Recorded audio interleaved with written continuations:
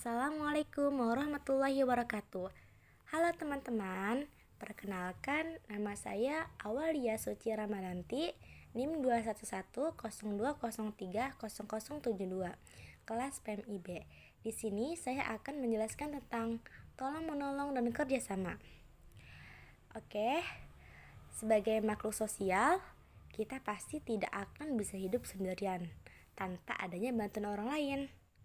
Mulai dari awal kita lahir hingga meninggal, pasti membutuhkan bantuan orang lain. Keberadaan orang lain tersebut tidak hanya menjadi seorang teman yang menemani dalam kesendirian, tetapi juga sebagai partner dalam melakukan sesuatu, baik itu aktivitas di bidang ekonomi, sosial, budaya, politik, dan lain-lain. Bahkan dalam urusan ibadah kepada Tuhan pun kita juga membutuhkan bantuan orang lain. Menurut KBBI, kata tolong sama saja dengan kata bantu. Sedangkan kata tolong menolong memiliki makna yaitu saling menolong atau membantu orang lain guna meringankan beban. Semua agama dan keyakinan pasti memiliki aturan mengenai kewajibannya membantu sesama. Dalam Pancasila juga diatur demikian, yakni dalam sila kedua yang berbunyi kemanusiaan yang adil dan beradab. Kegiatan saling tolong-menolong tidak memandang atau membedakan adanya ras, suku, bangsa, agama, keturunan, status sosial, dan pendidikan manusia. Semakin banyak orang yang berbuat baik dengan saling menolong sesama akan rukun dan bermanfaat pula dalam kehidupannya, serta kehidupan orang lain. Tolong menolong pada hakikatnya merupakan hak dan kewajiban setiap manusia kepada orang lain. Dalam agama Islam, kegiatan saling tolong menolong menjadi salah satu tanda dari orang yang beriman, menjaga persaudaraan sesama umat, menjauhi sikap egois, dan menghargai orang lain, menjadi tanda orang yang beriman dan dicintai oleh Allah SWT. Selain itu, dengan tolong menolong membuat hidup kita merasa damai dan ditentram karena tidak membawa musuh hadir dalam kehidupan kita.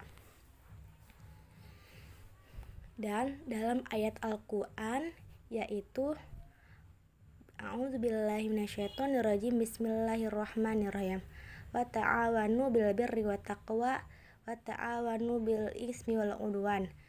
Dan tolong menolonglah kamu dalam mengerjakan kebijakan dan takwa, dan janganlah tolong menolong dalam berbuat dosa dan pelanggaran.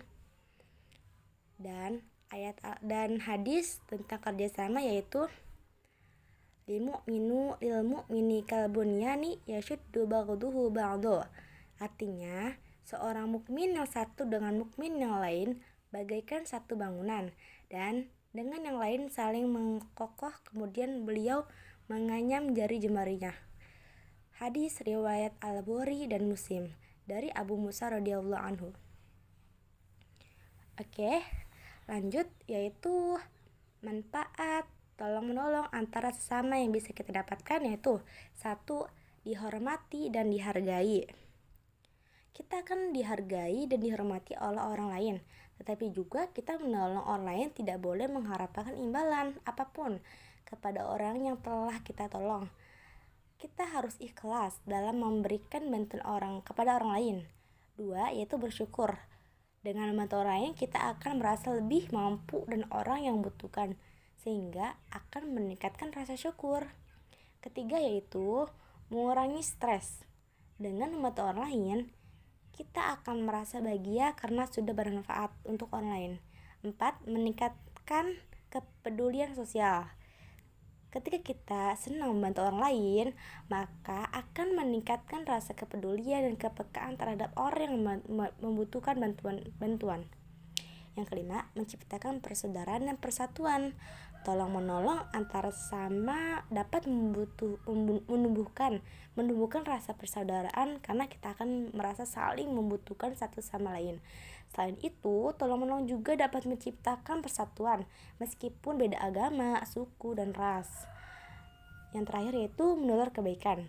Sikap tolong-menolong dapat menumbuhkan kebaikan antara sesama.